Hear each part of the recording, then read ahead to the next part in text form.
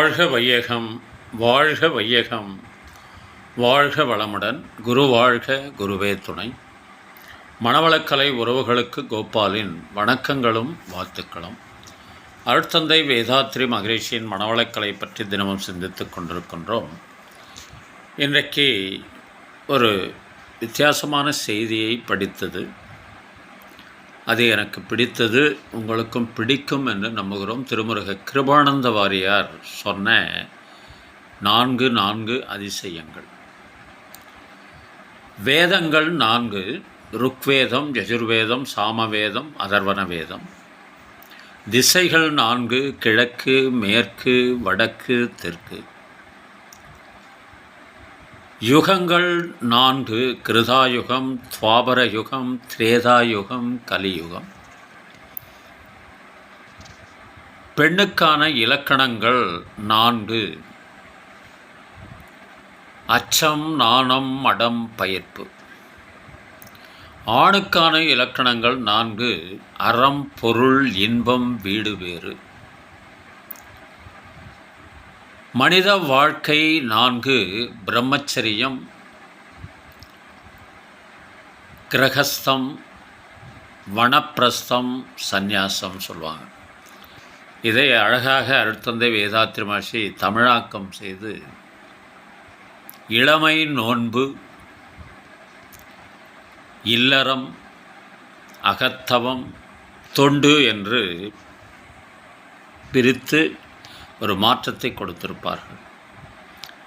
காட்டுக்கெல்லாம் போக வேண்டியதில்லை, அதே போல் சந்நியாசம் மேற்கொள்ள வேண்டியதில்லை என்பதனால் காட்டுக்கு போய் தவம் செய்துவிட இல்லறத்திலேயே ராஜயோகத்தை நான் கற்றுத்தருகிறேன் என்று விளக்கியவர் அருட்தந்தை வேதாத்ரி மகரிஷி.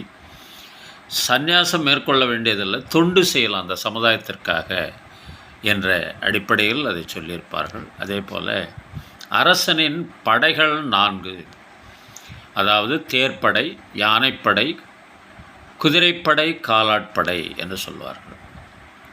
அதே போல் இறைவனை அடைவதற்கு 4 மார்க்கங்கள்: தாச மார்க்கம், சத்புத்திர மார்க்கம், சக மார்க்கம், சன்மார்க்கம் என்று சொல்லப்படுவது.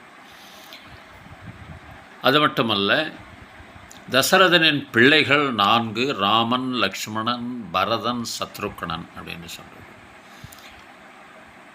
மொழிகள் 4: அதாவது எழுத்துக்கள் 4: உயிரெழுத்து, மெய்யெழுத்து, உயிர்மெய் எழுத்து, ஆயுத எழுத்து என்றன. சொல் 4: அதாவது பெயர்ச்சொல், இடைச்சொல், வினைச்சொல், கடைச்சொல், உரிச்சொல் என்று சொல்லப்பட்டிருக்கிறது. அதே போல் பாட்டு 4 என்று சொல்வார்கள். வெண்பா, கலிப்பா, ஆசிரியப்பா, வஞ்சிப்பா என்று பாட்டு 4 என்றும். வணங்க வேண்டியவர்கள் 4: மாதா, பிதா, குரு, தெய்வம். ஜாதிகள் 4: தேவஜாதி, மிருகஜாதி, மனித ஜாதி, பட்சி ஜாதி. குலம் 4: அந்தணன், அரசன், வைசியன், வேளாளன். செடியின் பருவங்கள் 4: அரும்பு, மலர், காய், கனி. பாலின் தன்மைகள் 4: பால், தயிர், வெண்ணெய், நெய். பஞ்சின் தன்மைகள் 4: பஞ்சு, நூல், பீஸ், அதாவது துண்டாக வெட்டி எடுப்பது, அதன் பிறகு சட்டை. கடைசியாக வருபவர்கள் 4 என்று முடிப்பார் வாரியார் சுவாமி. அதுபோல் இந்த 4ஐயும் தெரிந்து நடந்து கொண்டால் நன்றாக இருக்கலாம் என்று கவியரசர் ஒரு படத்தில் தத்துவ பாடலாக எழுதியிருப்பார்கள். வீட்டை விட்டு வெளியில் வந்தால் நாளும் நடக்கலாம், அந்த நாளும் தெரிந்து நடந்து கொண்டால் நல்லா இருக்கலாம். உன்னை கேட்டு என்னை கேட்டு எதுவும் நடக்குமா, உன்னை கேட்டு என்னை கேட்டு எதுவும் நடக்குமா, அந்த ஒருவன் நடத்தும் நாடகத்தை நிறுத்த முடியுமா,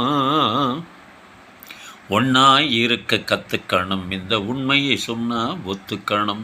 காக்கா கூட்டத்தை பாருங்க, அதுக்கு கத்து கொடுத்தது யாருங்க? ஒன்னாய் இருக்க கத்துக்கணும், இந்த உண்மையை சொன்னா ஒத்துக்கணும். வாழ்க வளமுடன். திருமணத்திற்காக காத்து கொண்டிருக்கும் பெண்கள், பிள்ளைகள் இவர்களுக்கு நல்ல வருணமென்று விரைவில் திருமணம் நடைபெற வாழ்த்துகின்றோம். வாழ்க வளமுடன். வேலைவாய்ப்புக்காக காத்து கொண்டிருக்கும் பெண்கள், பிள்ளைகள் இவர்களுக்கு நல்ல வேலை வாய்ப்பு அமைய வாழ்த்துகின்றோம். வாழ்க வளமுடன். குழந்தை பாக்கியம் இல்லாத தம்பதியினருக்கு விரைவில் குழந்தை பாக்கியம் அமைய வாழ்த்துகிறோம். வாழ்க வளமுடன். உடல் நலம் குன்றியிருப்பவர்கள், மனநலம் பாதிக்கப்பட்டிருப்பவர்கள், தொற்றினால் பாதிக்கப்பட்டிருப்பவர்கள் அனைவரும் விரைவில் பூரண உடல்நலம் பெற வாழ்த்துகின்றோம். வாழ்க வளமுடன். உலக மக்கள் அனைவரும் மனவளக்கலையில் இணைந்து உடல் நலம், உயிர்வளம், மனவளம், நட்பு நலம், ஆன்ம தூய்மை, இறைவனுறு பெற குருவருளும் திருவருளும் துணை நிற்க வேண்டி வாழ்த்துகிறோம். வாழ்க வளமுடன். வாழ்க வளமுடன். வாழ்க வளமுடன்.